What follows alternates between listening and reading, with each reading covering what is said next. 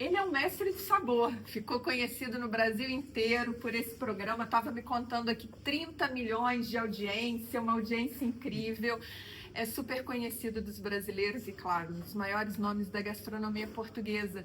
Estamos hoje com José Avilés, que vai contar tudo, olha, já tudo. Vamos. Não vou deixar nada de fora, por isso fica aí.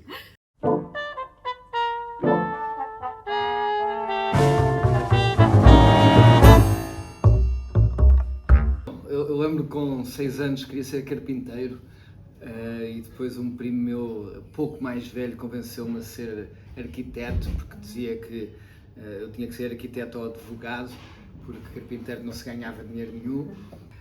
Sempre adorei cozinhar paralelamente, mas nunca achei que seria a minha profissão. E um dia apaixonei-me mesmo por isto e comecei a fazer alguns estágios, pequenos cursos, e já lá vão mais de 25 anos. Chego e sou convidado para abrir o Tavares, um dos restaurantes mais antigos do mundo. Falei com algumas pessoas à minha volta e toda a gente estava a achar que era um passo muito grande, ou que o Tavares era um triturador de chefes, como lhe chamavam na altura, que eu não devia fazer. Arrisquei, correu bem, foi lá que eu ganhei a primeira estrela Michelin, e depois de lá até cá já nem sei dizer muito bem. Como que o chefe vê isso? De repente, ano passado, todo mundo só falava do morango do amor, era o pistache, era o chocolate Dubai. Como que o chefe Chocolate vê Dubai, isso? os meus filhos e a minha mulher falam muito e eu sempre que lá vou tenho que trazer uns pelos... Agora voltei há 2 semanas do Dubai e tenho lá no frigorífico uns chocolates que trouxe. Entre os escândalos que acontecem, entre as coisas boas, as coisas más, as guerras. Hoje o meu filho mais novo faz 15 anos e faz também 4 anos que houve a invasão da Rússia à Ucrânia. Eu lembro-me sempre, estávamos a tomar pequeno almoço com um bolo no dia dos anos dele e eu recebi uma notificação que a Rússia tinha acabado de invadir a Ucrânia, e por isso lembro-me sempre disso também.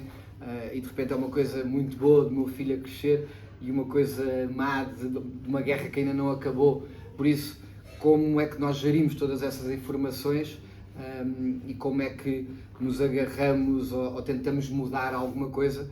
Nós começámos, agora depois destas tempestades em Portugal e das cheias, criámos as bolachas de abrigo, que é uma maneira de tentar chegar com uma ajuda a quem mais precisa.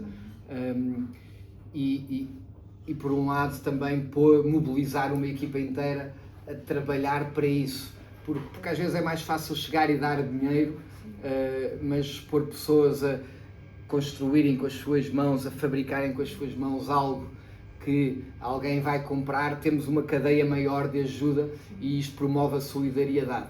Vamos controlando, ainda não sabemos quanto tempo ficarão, estamos a fazer. Eu queria pelo menos chegar aqui a vender 3.000 saquinhos, mas se calhar mais. Já vendemos 1.000 e tal agora, e estão à venda em todos os restaurantes. Vi recentemente que o chefe esteve com Gil, com Flora. Conta um pouquinho dessa sua relação com o Brasil, né, do programa que foi ao ar lá. Você viveu no Rio naquela altura? Passei umas temporadas, quando ia gravar passava lá um tempo. A minha relação com o Brasil começa já há muitos anos. Um irmão da minha mãe, que era como se fosse meu pai, porque meu pai morreu quando eu era muito novo, vivia no Brasil e convidou-me para ir ao Brasil pela primeira vez, ter com ele e com os meus primos que viviam lá, com 14 anos, e por isso eu apaixono-me pelo Brasil nessa altura. Ainda me lembro do cheiro da primeira vez que aterrei no Rio de Janeiro, e era o cheiro do álcool, da combustão dos carros que se moviam a álcool. E depois estreita-se muito quando eu sou convidado para fazer o Mestre do Sabor. O Mestre do Sabor acabou por chegar a ter 30 milhões de telespectadores nos picos, que para Portugal é uma dimensão. Quer dizer, o futebol, a final mais importante de futebol em Portugal tem 2,5 milhões de telespectadores, ou a final da novela, não sei o quê. Por isso, quando falamos de 15, 20, 30 milhões, é uma coisa que nós não temos bem noção. E por isso, eu ainda hoje, há vários anos depois, tenho clientes que vêm aos restaurantes e dizem: sou fã do Mestre do Sabor. E por isso tenho essa relação, adoro a música brasileira, adoro, para mim é a minha música preferida.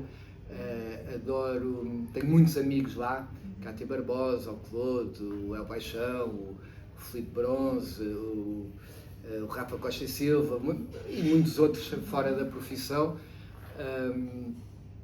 Passámos lá agora uns dias no princípio do ano, que eu estou a gravar um documentário, que ainda não falo muito sobre isso, mas que eu achei que tinha que passar pelo Brasil, onde tive aqui a oportunidade, fui fazer um almoço à casa do Gilberto, e passei também uma tarde com eles e foi muito rico, mais do que divertido. Foi conhecer uma pessoa extraordinária que inspira cultura, e é uma energia muito, muito boa.